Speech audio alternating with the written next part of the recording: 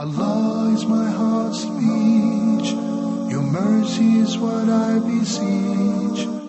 Keep in my heart your remembrance, and in your deen allow me to advance. Help me in my quest. Permit me to pass the ultimate test. Help me in my quest. Permit me to pass the ultimate test. بسم الله الرحمن الرحيم. الحمد لله رب العالمين، وصلى الله وسلم وبارك على المبعوث رحمة للعالمين نبينا محمد وعلى آله وصحبه أجمعين. Dear brothers and sisters in Islam, Assalamu alaikum wa rahmatullahi wa barakatuh. This episode would be dedicated to answering our big log back of emails. And we will not be receiving any of your phone calls. So if you have a question, either send us an email or postpone it and delay it until we have a live episode that we could attend your queries and questions with the grace of Allah Azza wa Jal. Brother Naseem says that if you miss Isha prayers, is it permissible to pray late night, that is, to pray tahajjud time? If a person misses a prayer, it is one of the two. Either he missed it deliberately without a legitimate reason, or he missed it due to a legitimate reason.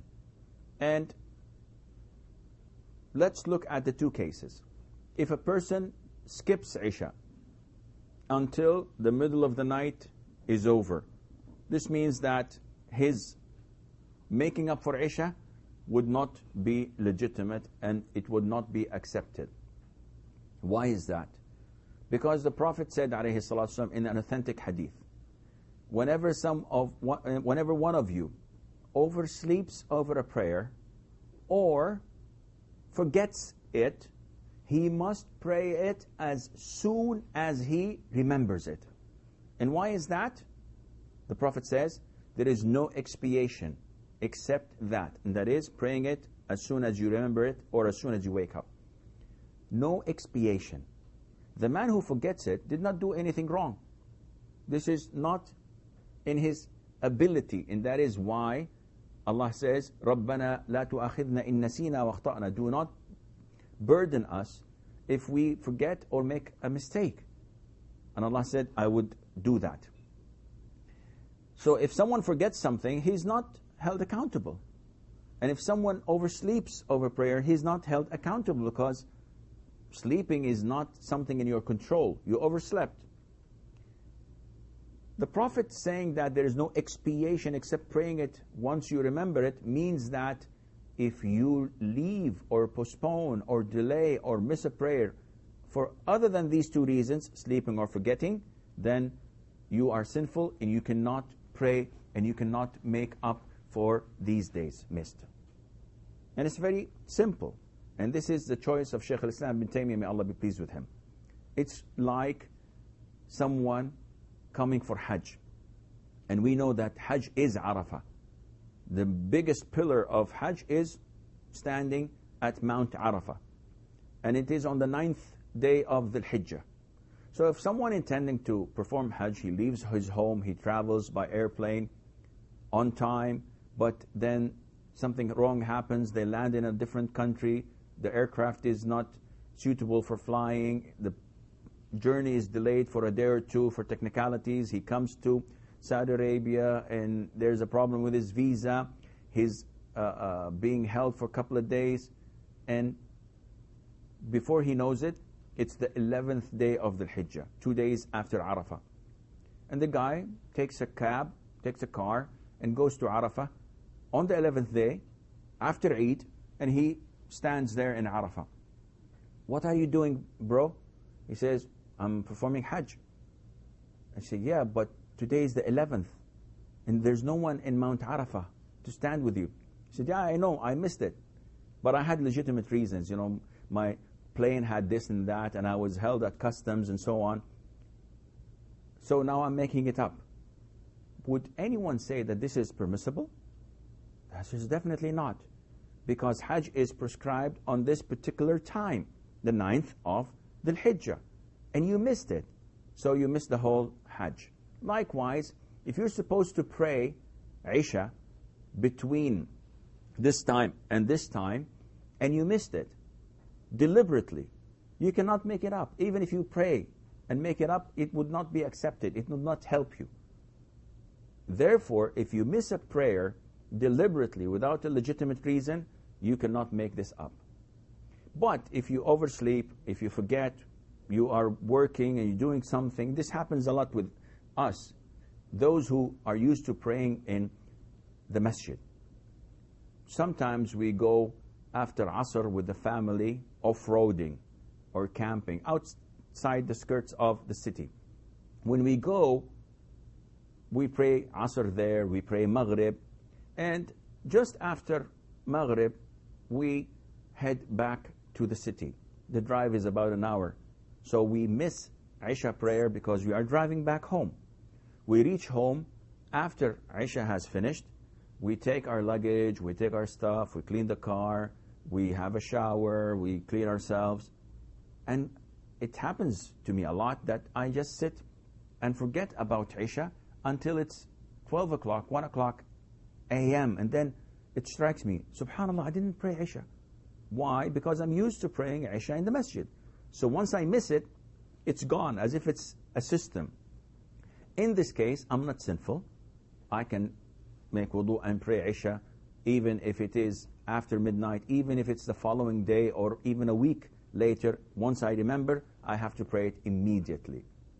Now, does this relate to night prayer?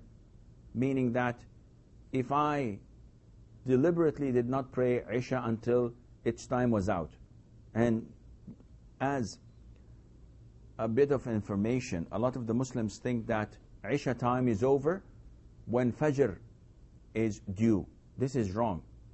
Isha time is over when it is midnight, the Islamic proper midnight. So how do I calculate midnight in Islam? It's very simple. You see how many hours from sunset till the break of dawn. So if the sun sets at, let's say, 6 o'clock p.m. and Fajr is at 4 o'clock a.m., between them there are 10 hours. The half of these 10 hours is 5. You add 5 hours to sunset time, which is 6, then the Islamic night would be 11 p.m. So it's not always 12 p.m. as a lot of the Muslims think. It can shift an hour or more earlier or even later, depending on the sunset and the Fajr time. So this takes us back to the question of Brother Naseem, and that is, if you miss Isha prayer, can you pray Tahajjud? The answer is yes. If you missed it for a legitimate reason, or if you did not miss it for a legitimate reason, it is now time for Tahajjud. If you wake up, you can offer night prayer or Tahajjud up till Fajr time. And once the adhan for Fajr is called, then you cannot pray Tahajjud nor do your witr. Brother Zahid from the United Arab Emirates, he says, when halala is required, he's asking, when is halala required? And halala is a currency, part of the riyal, the Saudi currency. And I don't believe that he meant halala, the currency, and he meant the muhallil. So he's asking, what are the rules governing the muhallil? And he's referring to couples that cannot remarry until the ex-wife marries another man. Can you please clarify on this matter? Divorce in Islam is 3. A man can divorce his wife 3 times only. And the first 2 are considered possible to reconciliate.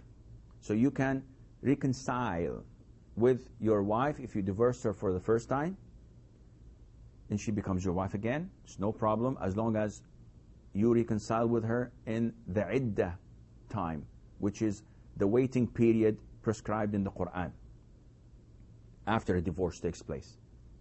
For normal women, it is through 3 menses, 3 monthly periods. For a woman who does not have monthly period because of her age, she's over 60 and 70, she's in her menopause, her period, her iddah is 3 months. For a woman who's pregnant, her iddah is to give birth. Once she delivers, she is immediately a stranger to her husband if he does not reconcile before that with her. So there are different numbers of iddahs. If you divorce your wife the first time, you have the right to reconcile with her without her consent, as long as she is in the iddah period. If you do this, if you reconcile with her, this is 1 down, 2 to go. Something happens in the future, you divorce her for the second time, and you reconcile with her during the iddah period, then she is your wife. This is 2 down and 1 to go. Now we have a problem with the third divorce, because if something comes up and you divorce her for the third time, she becomes a stranger to you, and there is no way that you can reconcile with her. Sheikh, I made a mistake, I was angry, I wasn't thinking straight, we have kids, we have this, we have that, we can't destroy our marriage. You had 3 chances, my friend, and you blew it. And you divorced her first, second, and the third time. And you had your chances. Quran says that it is not lawful for you to remarry her again unless she marries another man, a correct and a legitimate marriage, and she has what a woman would have with her husband, and then he divorces her willingly. Only then you can remarry her again. So this is the situation regarding divorce. Now what is al-muhallil and al-muhallal lahu? Well, in such divorces, when a man divorces his wife 3 times, they love each other. So they figure out, we cannot marry each other unless we get someone to marry the ex-wife and then divorces her, and then I can marry her again. I can go back to her again. And this is a trick. A lot of the Muslims think that this is legitimate for them to do. What they do? They go and ask one of their friends to marry his ex, and then divorces the following day. Is this halal? Is this permissible? This is not permissible at all, and the marriage is invalid, it's void, it's not correct, and it's not lawful for this first husband to go back to his wife after such a marriage. The wife of Rifa'ah al-Quradi, may Allah be pleased with her, she came to the Prophet ﷺ and said, "Oh Prophet of Allah, I married Rifa'ah and he divorced me 3 times, and now I cannot go back to him. And then I married another man.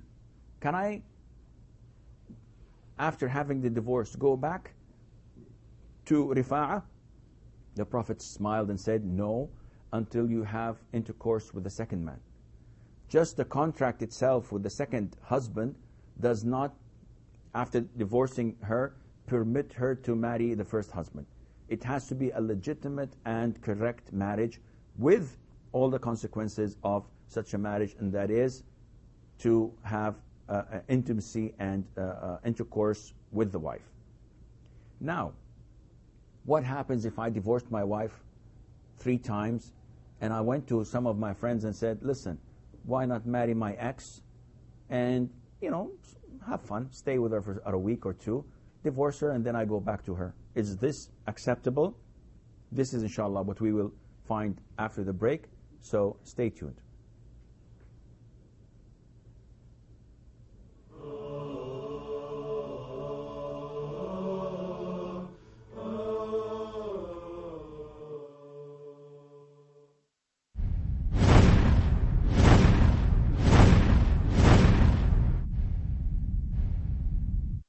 Blessed Nights, hosted by Dr. Muhammad Salah, features special guests in a friendly gathering explaining and reflecting upon selected verses of the Quran from that evening's Taraweeh prayer. And there is an American sister who's very active in Da'wah in Egypt, told me personally that she traveled between Buddhism, Christianity and different sects. And when she came to read the Quran, she started by reading from right to left, Surah Al-Fatiha. She said, I swear, once I finished it, I fainted. I could not believe myself that there is such book that people were so negligent and ignorant about. That has to be the book of Allah subhanahu wa ta'ala. And she said, I accepted Islam simply after reading Surah Al-Fatiha and knowing the first chapter. It's 7 verses. 7 verses. Allah, the Arabic itself, which is Allah subhanahu wa ta'ala spoke the Quran. So this is by itself is a medicine. It is the word of Allah. It's the word of Allah subhanahu wa ta'ala. It goes into the heart. It was not created, rather Allah spoke it out. Join us every night in Ramadan.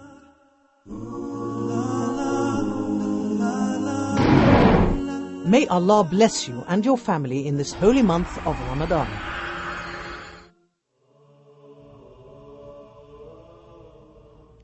Assalamu alaikum and welcome back. So we have a situation.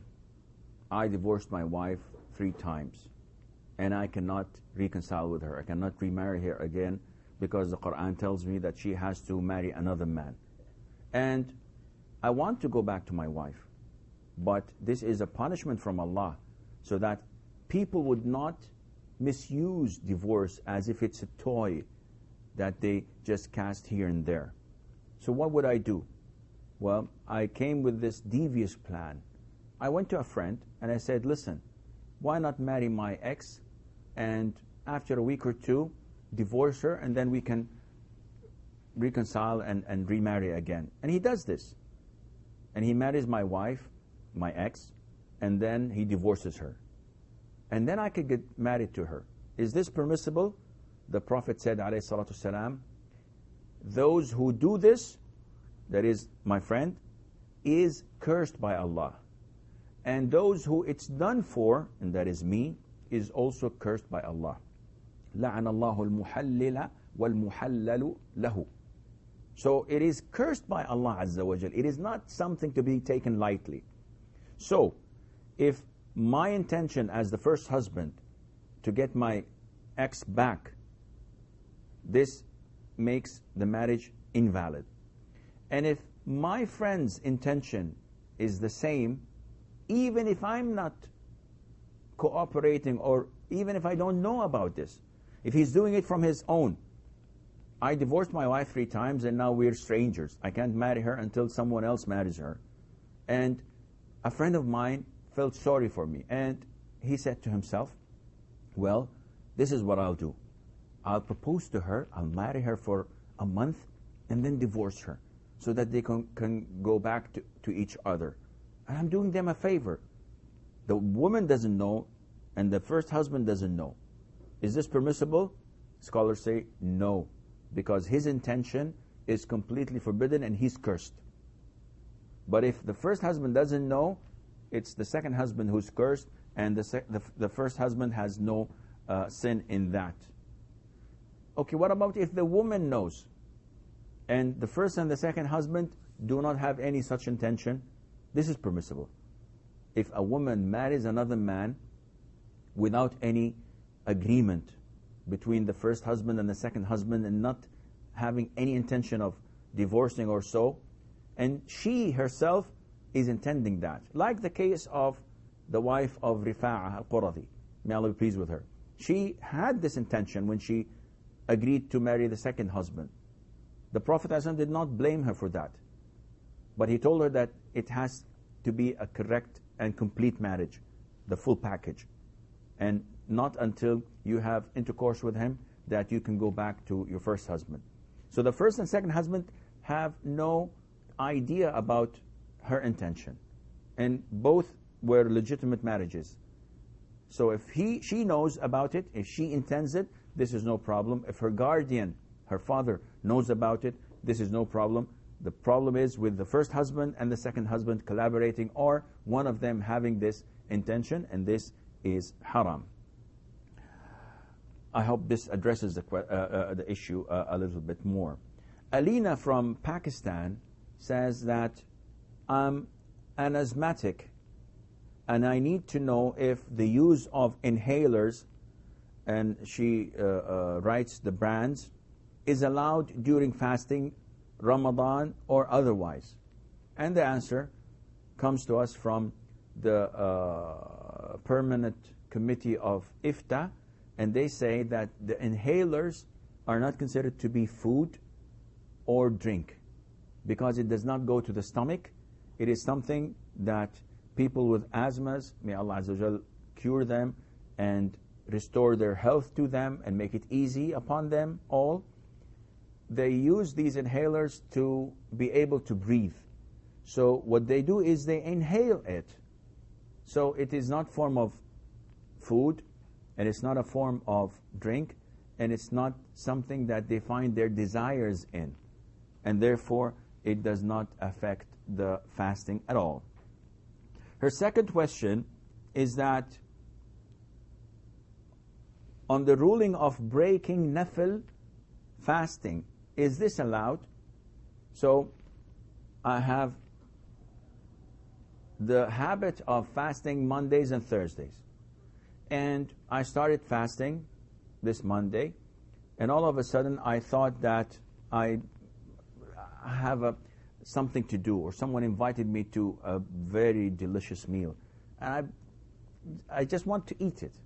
So can I break my fast? The answer is definitely yes, you can. When you're fasting, voluntary fasting, you are the leader of your own self. You are the ruler or the emir of your own self, whether you continue or you break it. This is voluntary, and this is what the Prophet used to do, alayhi salatu wasalam. He used to go to Fajr prayer, and he comes back when it's about 9 or 10 o'clock in the morning. And he would ask his wife, is there any food today? If she says yes, he says, bring the food, I want to eat it. And if she says no, then he says, well, okay, in this case, I'm fasting today. So a person offering voluntary fasting, he has the choice to change, to fast, to continue, not to continue. This is up to him, insha'Allah. Tufi from Sweden, and I presume she's a sister. Well, actually, no, it is a brother. Brother Tufi from Sweden. He says that we are a small Muslim community in a small town in Sweden. About 90% of those who come to our masjid do not speak Arabic. I used to lead the prayer, although I feel I don't have enough knowledge. I just can recite about 50 or memorize about 15 surahs, but I'm the only one who can read properly Arabic. My question, how about the Friday sermon, the khutbah of Friday? We have a brother who used to do it, but almost nobody understands a word.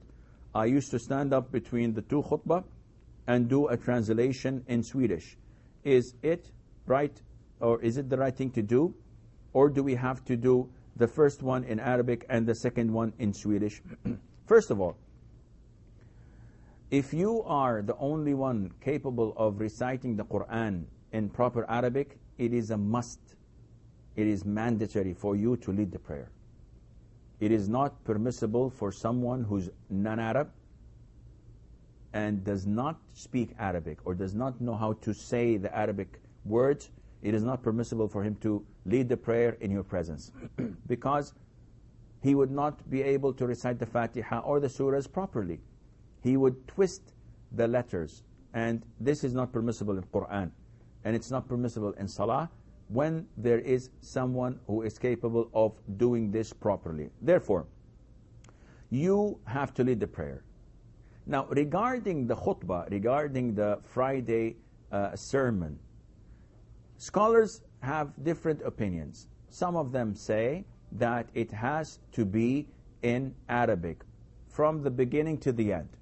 And this is not the most authentic opinion of scholars, because the Friday sermon is designated and it is made so that people would understand and benefit. And what is the use of giving a sermon where no one is able to understand what you're saying? It has no benefit at all. It's not even logical. I remember one year I went to Delhi in India, and I think it was maybe in 2004. And I went to one of the biggest mosques in the old Delhi district and area, or somewhere, I'm not sure. But we came early, mashallah. We found all the Muslims in that masjid packed, mashallah. It was something to bring joy to the soul to see all these Muslims coming early before prayer, like half an hour or 45 minutes, just waiting for the sermon to begin and for the prayer to be concluded. And when the Imam came, he was in his middle 70s probably, and he said, Assalamu alaikum wa rahmatullahi wa barakatuh, and the Imam and the Mu'adhin gave the adhan, and then he gave two khutbahs, two sermons, as the norm is in Friday. Now, to my surprise, it was in what I think that it was Arabic. He was reading from a book. And being an Arab, I could not understand a single word. And looking at the brothers around me, I could surely say that they did not understand the word.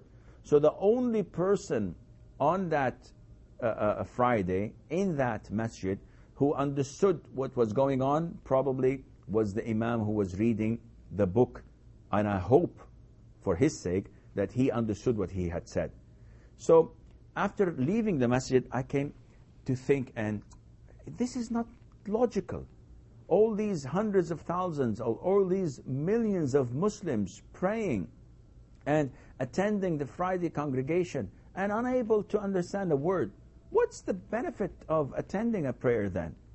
That is the Friday, which is the only advice, the only sermon that they hear throughout the year. This is not logical at all. Therefore, saying that it has to be fully in Arabic is not the most authentic opinion unless it's in an Arab country, or the majority of those in the masjid are Arabs. Then it has to be in Arabic. But if you are in a foreign country, if you are in Sweden, for example, and 90% are Turkish or Somalians or from this country or that country, who are not capable to understand Arabic, but they are able to understand the local language, the language of the country, which is Sweden. Therefore, I would advise that the khutbah would be read in Sweden, the first and the second. But the beginning has to be in the Arabic language, which is Inna alhamdulillah nahmaduhu wa nastaghfiruhu wa nasta'inuhu, etc. And also that he would recite the three ayahs, Ya ayyuhalladhina amanu ittaqullaha haqqa tuqatih wa la tamutunna illa wa antum muslimun, and they would say, offer salutation to the Prophet ﷺ.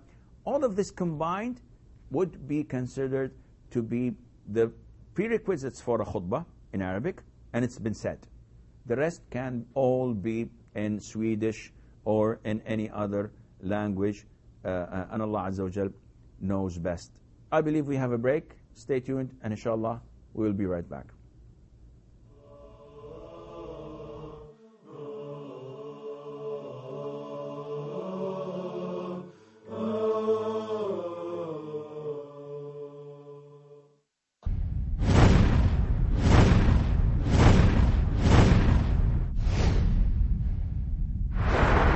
Sheikh Haitham al-Haddad sheds light on the second best generation of this community, the successors to the companions. These stories serve as guidelines for us covering all spheres of life, political. Now let us understand how Islam deals with prisoners of war. Umar ibn Abdul Aziz told his son a very important policy that has been used now by so many jurists to address some contemporary issues. Worship? He used to pray 1,000 rak'ah. 1,000 rak'ah a day. Maybe we wouldn't understand how they managed to pray 1,000 rak'ah. There is an element of barakah that Allah Jalla wa Ala gives to certain people. Social? Who is going to allow me to marry their daughters? I am a poor person. I don't have money. I only have 2 dirhams. Who would accept me to marry their daughters while I'm in that devastated situation? Sa'id ibn al-Musayyib said, I do. As well as economic and other aspects of our daily life. Then he gave his instructions that when they send something, they should use either a piece of paper or a piece of skin in proportional to what they have written.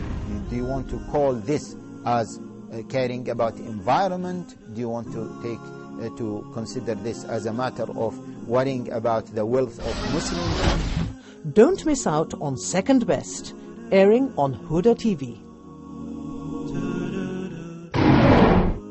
May Allah bless you and your family.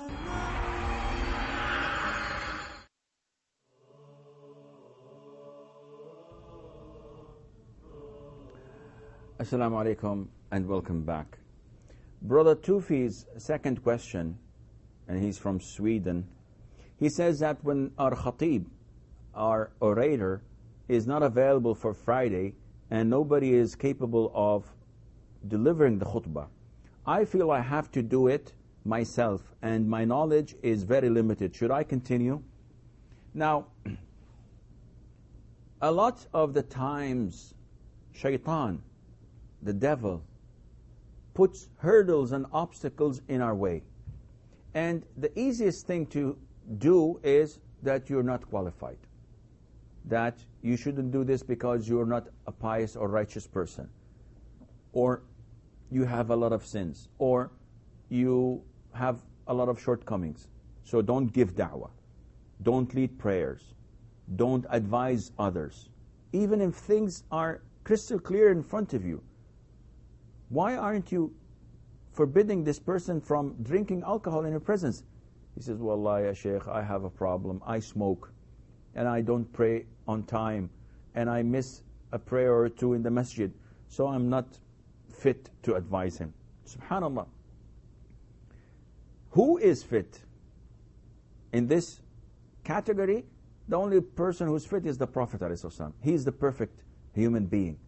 It is wrong for you to look down at yourself and not do what you have to do with this lame excuse that you are not fit or you're not up to it or you don't have knowledge. You've said that you're the only one who can speak Arabic and can pronounce Arabic in a good fashion or a good way. So why retreat and allow others who are not capable of doing what you can do? You have to deliver the khutbah if there's no one else to do this, and you don't have to be the most pious person among them. All what you have to do is prepare a good khutbah, know what you're talking about, and deliver it, and this would do, insha'Allah. Because if we all look at this from this angle, none of us would give da'wah.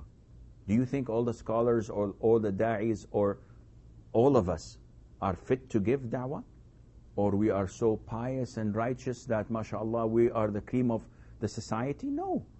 But it is an obligation that if we do not come forward and give it, someone else who is probably not as capable of doing it would come and step forward. Therefore, it's an obligation. It is not something of choice that we do or think highly of ourselves that we are doing. And this is what would please Allah, and this is what we seek Allah's pleasure and reward from. Brother Yaqub says, Assalamu alaikum. I have 3 questions. The first question, well, the situation is as follows. He has 3 brothers who converted to Christianity over 10 years. and they all have families and live separately. So originally they were Muslims, but the three brothers committed the act of apostasy. They rejected Islam and they embraced Christianity. So his questions are as follows: how should I and the rest of my Muslim family treat them? How would a Muslim treat a relative who committed the act of apostasy? Well, first of all, you have to show the wala and the bara. You have to declare your refusal of such an act of apostasy. And you have to hate this act of apostasy. And you have to announce your rejection to such an act. Secondly, there are no pledges of allegiance between you and that relative who committed the act of apostasy, whether he is your father, your mother, or your brother. The minute he rejects Islam in such a fashion, you have no relationship with him or any pledge of allegiance to assist him or to help him. Thirdly, if you think or believe that it is possible that he may come back and he may listen to what you say, in this case, it is permissible for you to visit him, to give him advice, even to give him gifts, so that maybe Allah Azza wa Jal would open his heart for you to accept him, or for him to accept Islam once again. It is permissible for you to help him, providing that you feel that there is a possibility for him to come back. But if you feel that he is defiant, he is fixed on not accepting Islam, it would be advisable for you to shun him, to sever all connections with him, especially if you feel that this would add value and make him feel bad about what he had done. Because my relationship with any human being is dependent on what Allah Azza wa Jal has instructed me to do. So I love my neighbors, I love my family, and I love those who are related to me because they obey Allah Azza wa Jal. And if they're not Muslims, Allah tells me to connect to my next of kin. But if they committed the act of apostasy, this is blasphemy, and this severs all connections and commitment between me and them. His second question is, one of them is very well off, and he recently decided to give each of us, that is the rest of the family, a lump sum of cash to buy each a house or to start a business of our choice. He gave us the money in good faith and not as a loan to pay him back. As Muslims, is it permissible for us to accept that money? See, if this gift was given to you by a non-Muslim, by a Christian or by a Jew, I would have told you immediately to accept it. There's nothing wrong in accepting a gift at all. But coming from this apostate, coming from this person who rejected his faith, who rejected Islam, it would be like humiliating Islam and humiliating you. Because now we've said that you have to be straightforward with him, you have to hate what he has done, you don't socialize with him and have family visits and dine at his house and as if nothing has happened, and treating him as a true brother, and no matter what he had done, it's okay for you. No, this is not acceptable. We've stated this in point number 1. Now, after doing this, when he gives you money, and it's a lump sum, a lot of money to buy a house, then shaitan comes and says, well, okay, he committed an act of apostasy, but maybe if I accept it and buy the house and a new Porsche or a new Ferrari, maybe Allah Azza wa Jalla will open his heart and he would accept Islam again. So it's okay. No. Now this is your desires intervening and your whims telling you to do things that are not correct. Personally, I believe that you should not take this gift from him, because it would be a form of consent to what he is doing. And likewise, the third question, is it even allowed for us to accept a loan from him? Coming from a Jew or a Christian, yes, it is. It is permissible to borrow from him. But coming from this person who committed an act of apostasy and rejected Islam, it would be a form of compromise. And I would not believe that this is permissible. Hadiza says that my question is regarding paying back my fast.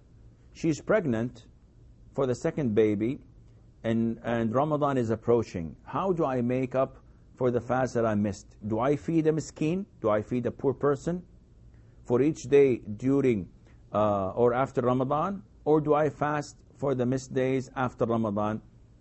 She says that she fed a miskin for the first baby, that's for the days missed before, and some people are telling her that it is wrong and that she has to pay back fasting for the whole month that she has missed. The majority of scholars say that if a pregnant woman or a breastfeeding woman misses days of Ramadan due to the pregnancy or to breastfeeding, or for the fear over their infants or their pregnancy, then they have to make up for these days. And some of them say they have to make up for these days and also feed a poor person if they do not make up in the same year. If another Ramadan comes and they did not make up for the first Ramadan, they have to feed a poor person as well.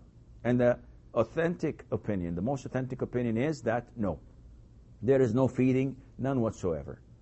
If you were pregnant and you missed first Ramadan, and after delivering the baby, the second Ramadan came and you were breastfeeding, you were unable to fast it, then the third Ramadan comes and you're pregnant again, you can't fast. The fourth Ramadan, you could not also make it up. You have 4 Ramadans to make up. So after the obstacles are gone, after the fact that you can make up because you don't have anything to prevent you from doing this, you're not breastfeeding and you're not pregnant and you have no reason for you to skip Ramadan, you have to start making up for the days missed in Ramadan.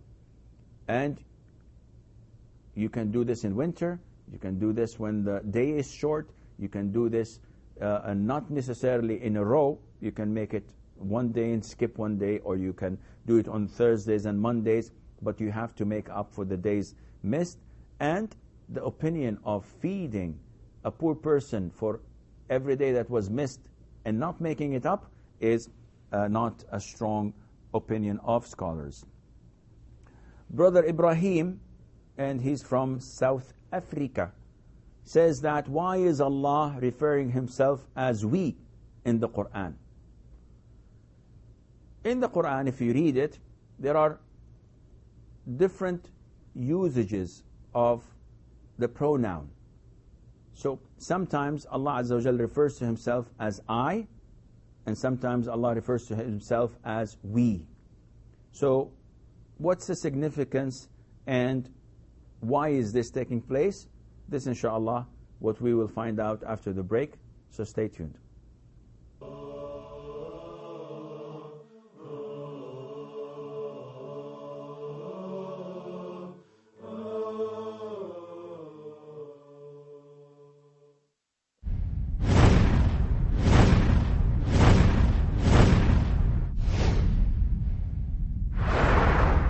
All the prophets are brothers, and they represent the same message. What was the call of the prophet? What was his invitation? He was inviting to what? So the prophet said, "Oh Allah, grant your mercy on the one who is tolerant if he sails, on one who is tolerant if he buys, and one who is tolerant when he seeks his rights." In this program, Sheikh Abdul Rahman Damashkiya presents Reminders, a bouquet of various reminders and admonitions that we need to strengthen our faith, taste its sweetness, perfect our acts of worship and refine our morals. Try to discipline them in the best way. Those daughters will be his shield. That means those will be the reason, the cause of his protection from hellfire. Because of what? Taking care of them. What you have in this life, no matter what you have, is less. And it is temporary.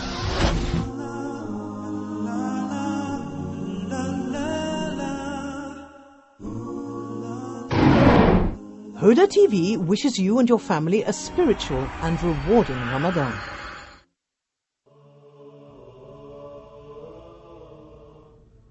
Assalamu alaikum and welcome back. Brother Ibrahim from South Africa is asking about why Allah is referring to himself as we in the Quran. Allah Azza wa Jal, if you read the Quran, refers to himself as I, or refers to himself with the pronoun we. And this is a well-known way in Arabic. All Arabs know this, that in order to glorify someone, or when someone is in a prestigious place, he refers to himself that we. So the king or the queen could say that we, the Queen of England, have decided to do this and that. We, the king of so-and-so, want to establish this and that.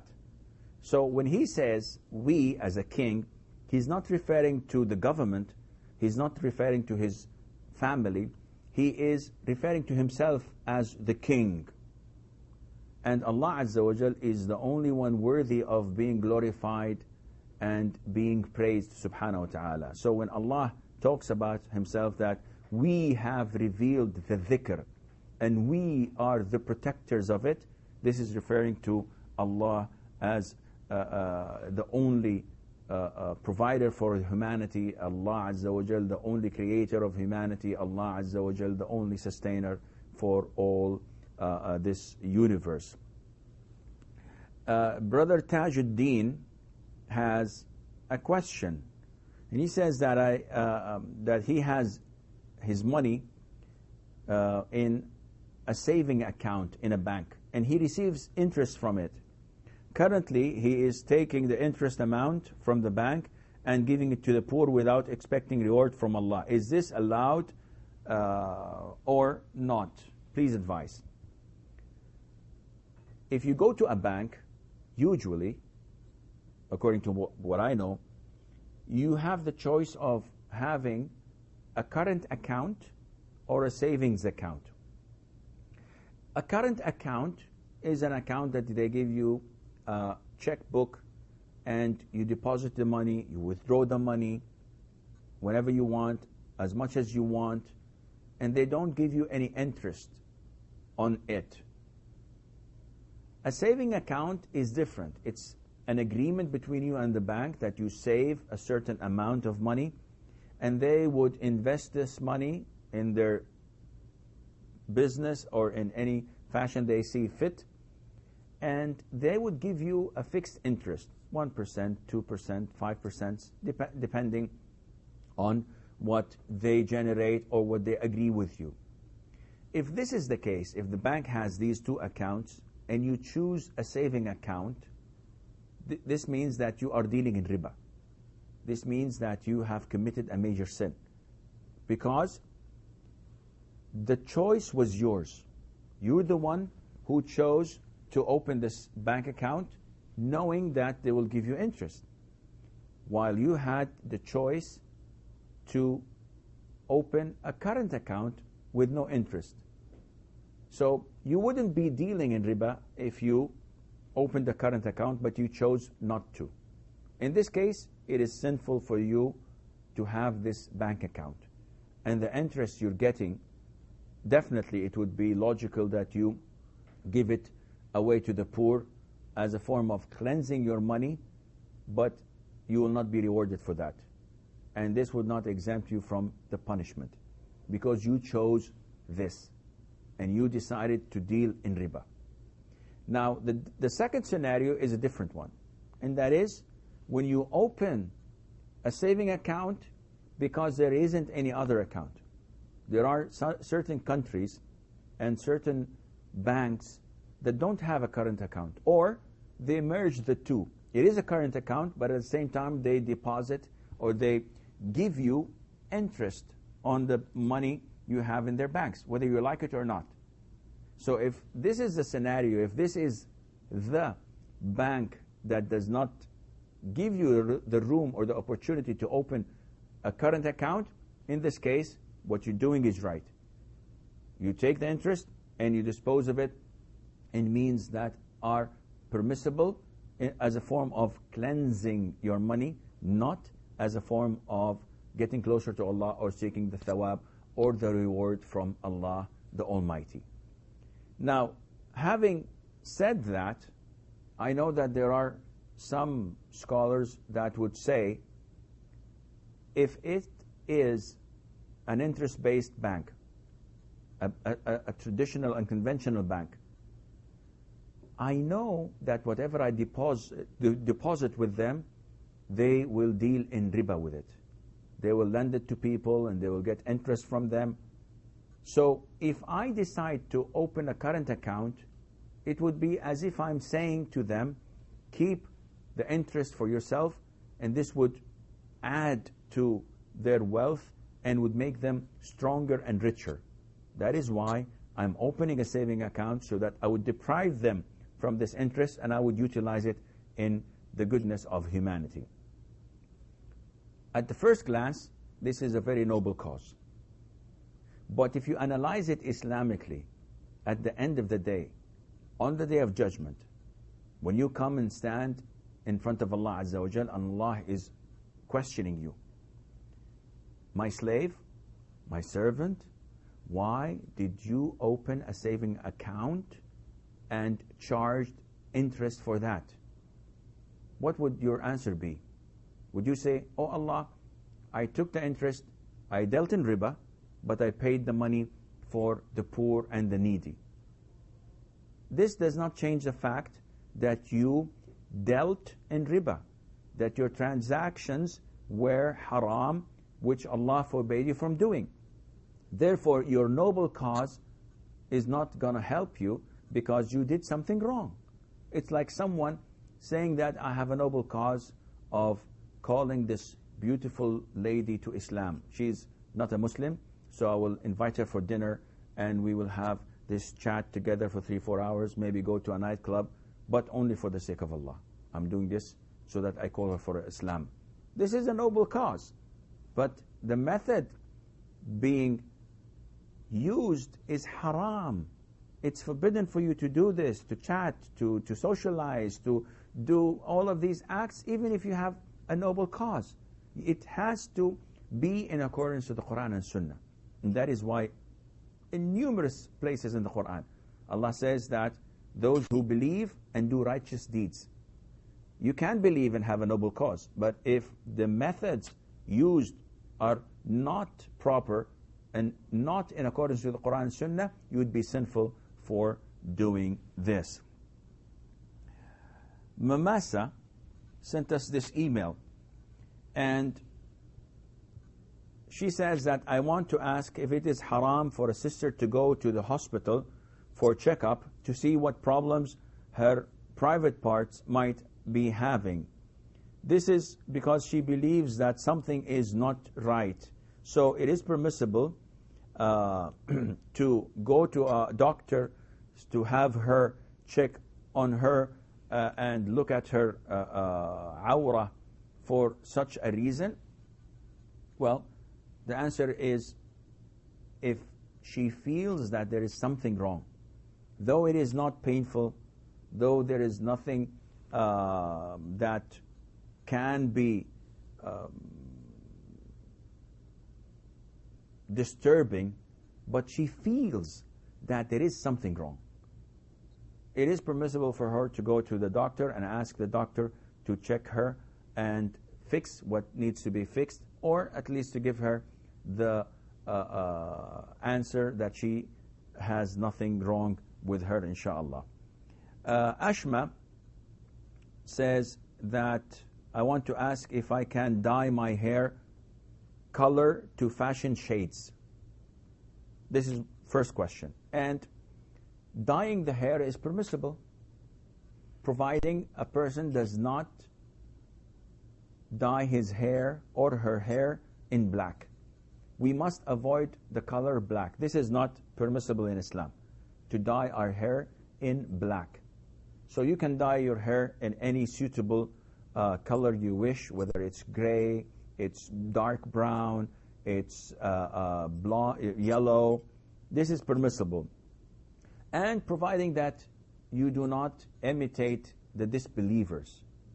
So if a girl comes to me and says, Sheikh, I'd like to dye my hair in purple or in pink. Now this is not acceptable, because this is not usual, first of all. It would make a person stand out in a crowd, and in Islam this is not permissible. To wear something, or to do something, or to stand up in a crowd. It's not permissible for me to come out with a pink thobe, for example, or to wear a yellow head scarf, or whatever it's called. This is something that is not normal. It will make a person stand out in a crowd, and this is not permissible in Islam. So if she wants to dye her hair in awkward and strange colors or shades, this is not permissible. But if it's normal colors that everybody is doing it, and it's not imitating the kuffar, it is permissible, inshallah. And she is saying, what is the ruling on plucking the eyebrows? Well, the Prophet ﷺ cursed the women who do this to others, and the women who have this done to them. So, an-namisa wal-mutanammisa, they are cursed by the Prophet ﷺ, as in the hadith of Abdullah ibn Mas'ud, and it is reported in the Sahih. It is a major sin, and it is punishable on the Day of Judgment, and it's completely unacceptable. There are a number of other questions for Sister Ashma, but I'm afraid that this is all the time we have. We will try to answer them, inshallah, next time we meet. So until we do, fi amanillah, wassalamu alaikum wa rahmatullahi wa barakatuh. Allah is my heart's speech, your mercy is what I beseech. Keep in my heart your remembrance, and in your deen allow me